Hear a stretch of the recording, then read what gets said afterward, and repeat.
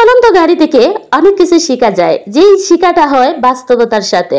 আসসালামু আলাইকুম, আমি ফাতেমা আবারও আপনাদের জন্য হাজির হয়ে গেলাম একটি ইনফরমেটিভ ভিডিও নিয়ে। তবে আজকের ভিডিওটা একটু ব্যতিক্রমী, কারণ এই ভিডিও থেকে আমরা জানতে পারবো যে নিজেকে কিভাবে তৈরি করব, নিজেকে হাজারো মায়া থেকে কিভাবে বের করে আনবো, নিজেকে কিভাবে এমন সময়ের সাথে যুদ্ধ করার জন্য তৈরি করব, যে সময়টা আমরা কেউ কিন্তু কাম্য না, যে আমরা চাইও না যে ওই সময়টা আমাদের জীবনে আসুক। ওই রকম আমরা অনেকটা ক্লান্ত হয়ে যাই, দেন ওইটা আমরা কখনো চাই না। তারপরে কিন্তু আমরা বাস্তবতায় বিরাজমান, যেহেতু আমরা বাস্তবতা নিয়েই কিন্তু সংগ্রাম আর বাস্তবতা নিয়েই জীবন, তাই বারবার আমাদেরকে এই পদের সম্মুখীন হতে হয়। এখন বলতে পারেন, আচ্ছা আপু, চলন্ত গাড়ির সাথে আবার বাস্তবতার কি মিল? হ্যাঁ প্রিয় বন্ধুরা, চলন্ত গাড়ির সাথে বাস্তবতার অনেক মিল রয়েছে।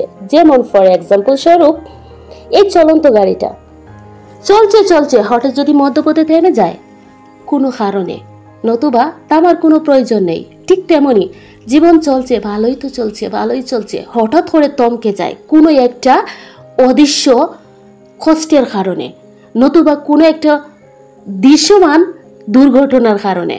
তখন আমরা কি করি? আমরা ভেঙে পড়ে যাই, জীবনকে শেষ করে ফেলে দিতে চাই, আরও অনেক কিছু, তাই না? এমনকি এই থেমে যাওয়া থেকে আমরা নিজে যে উঠে দাঁড়াবো, ওই কর্মক্ষমতাটুকু আমাদের মধ্যে নেই বললে চলে। কিন্তু জানো প্রিয় বন্ধুরা, যে একটা চলন্ত গাড়ি যখন থেমে যায়, তখন হয় ওইটা যে কোনো একজন মানুষ থামিয়ে দেয়, নতুবা ওইটা সরঞ্জাম ত্রুটির জন্য থেমে যায়। এটা বুঝতে হবে। ঠিক তেমনি তোমার জীবনে কোনো দুর্ঘটনা আসুক বা কোনো অদৃশ্য শক্তি কাজ করুক, তখনই কিন্তু বুঝতে হবে, হয় ওটা কেউ থামিয়ে দিল, নতুবা ওইটা ত্রুটির জন্য থেমে গেল। এখন এটা যদি আপনি বুঝতে পারেন যে এটা কেন থামলো, ওটার পিছনের যে সমস্যাটা, ওইটা যদি আপনি ক্যাপচার করতে পারেন, আমি 100% বিলিভ করি যে আপনি উঠে দাঁড়াতে পারবেন, আপনি ঘুরে দাঁড়াতে পারবেন। ফর এক্সাম্পল, আপনি ধরেন কাউকে ভালোবাসলেন, এটা যে কোনো ধরনের ভালোবাসা হোক, তখন কি হলো, মানুষটা তো আপনাকে দেই দেই করে নাচছে নাচছে হাত ধরে, কিন্তু মাঝপথে যখন ওর একটা বেটার অপশন চলে আসলো, আপনাকে কি করবে? ধাক্কা দিয়ে ফেলে দিবে। তখন যদি আপনি এই জিনিসটা বুঝতে না পারেন, পারবেন কি উঠে দাঁড়াতে? আপনি তো এখানেই ভেঙে পড়ে যাবেন। এর জন্য আমি বলছি, চলন্ত গাড়ি আমাদের বাস্তবতাকে শেখায়, আমাদের জীবনকে কিভাবে বিলং করাতে হবে সেটা শেখায়। এটা আমার মতে। আমি বারবার যত সমস্যার সম্মুখীন হয়েছি, ভেঙে পড়েছি, আবার উঠেও দাঁড়িয়েছি।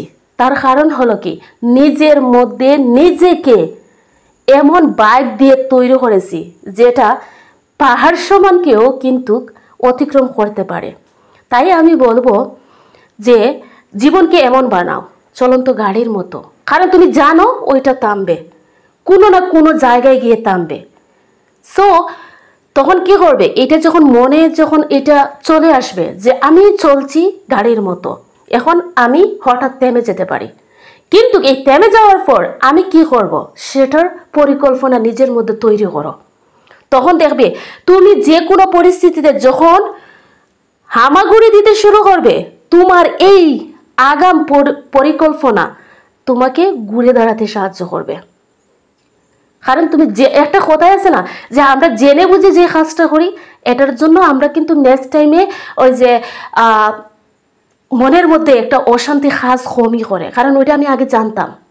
ঠিক তেমনি তোমার আমার যারই জীবন হোক, বাস্তবতার সাথে লড়াই করতে হবে, আর এটাকে আমরা মানতে হবে যে আমি হারছি, আমি পড়বো, পর থেকে উঠে দাঁড়াবো। কিভাবে দাঁড়াবো সেটার পরিকল্পনা অলরেডি আমার মাথায় রেখে দিছি।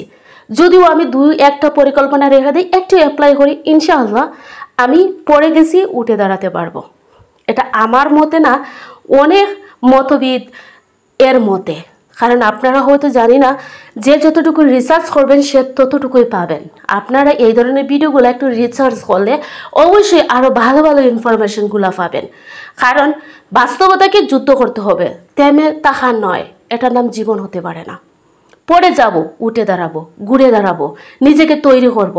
ভালোবাসা হারিয়ে গেছে, জাগা, কোনো সমস্যা নাই, ওইটা একবার গেছে পুনরায় পেক আসবে। আমি যদি না আমাকে শক্তিশালী রূপে প্রেজেন্ট করতে পারি, ভালোবাসা কেন, সব কিছু আমার হাতের মুঠোয়। কারণ যারা আজকে সফল পর্যায়ে, তারা কি সফল হয়ে ব্যর্থ হয়েছে? আমার মনে হয় না। কারণ আগে ব্যর্থ হতে হয়, তারপরে সফল। তাই আমি বলবো, জীবনকে এই চলন্ত গাড়ির মতো বানাও। নিজেকে ভাবো যে আমি চলন্ত গাড়ি, থেমে যাব কোথাও গিয়ে, কিন্তু আমাকে উঠে দাঁড়ানোর পরিকল্পনা করতে হবে। যদি আমি বেঁচে থাকি, আমি এই পরিকল্পনা দিয়ে উঠে দাঁড়াবো, নিজেকে এইভাবে তৈরি করব। তাহলে তোমাকে ওই যে আছে না পরিকল্পনাগুলো, তুমি যদি নিজের মধ্যে বিলং করাও, তাহলে ওই স্যাড সং, মানে কান্নাকাটি, ওইগুলো আমার মনে হয় কোনো পরিস্থিতিতে আপনার সামনে আসতে সাহস পাবে না। কারণ এগুলো আসার তো কোনো প্রশ্নই ওঠে না। কারণ তুমি শক্তিশালী, তুমি সুপারম্যান, তুমি নিজেকে জানো, নিজেকে বুঝো, নিজেকে পড়ে গেলে নিজেকে তুলে ধরতে পারো। তোমার আত্মবিশ্বাসটা, তোমার এই শক্তিশালী মুডটা তুমি নিজে। তাহলে আর যে সময় মানুষ নিজের উপরে আত্মবিশ্বাসী হয়ে যায়, তখন কি সেই মানুষটা কষ্ট পায়, কান্না করে, স্যাড সং শুনে? মোটেই না। সো এটা তো আপনারা একদম সঠিক লজিকে বুঝতে পারবেন, আমি জানি যতটুকু। যদিও না বুঝেন আমার ভিডিওগুলা, আমার কথাগুলো যদি আপনারা একমত না হতে পারেন, প্রিয় বন্ধুরা, আপনারা যুক্তি নিয়ে আসবেন, আমি উক্তি নিয়ে হাজির হয়ে যাব আর একটি মোটিভেশনাল ভিডিওতে। আর লেন্দি করব না, কারণ বেশি যদি লেন্দি হয়ে যায় আপনারা তো আবার বোরিং হয়ে যাবেন, আমার ভিডিওটা দেখবেন না। যদি ভিডিওটা ভালো লাগে, লাইক কমেন্ট শেয়ার করে অন্যকে দেখার সুযোগ করে দিবেন। আর আমাকে তো অবশ্যই মোটিভেশন দিবেন, কারণ আপনাদের একটা মোটিভেশন আমার নতুন ভিডিও তৈরি করার অনুপ্রেরণা। সবাই ভালো থাকবেন, সুস্থ থাকবেন। আজকের মতো বিদায়, আল্লাহ হাফিজ, বাই বাই।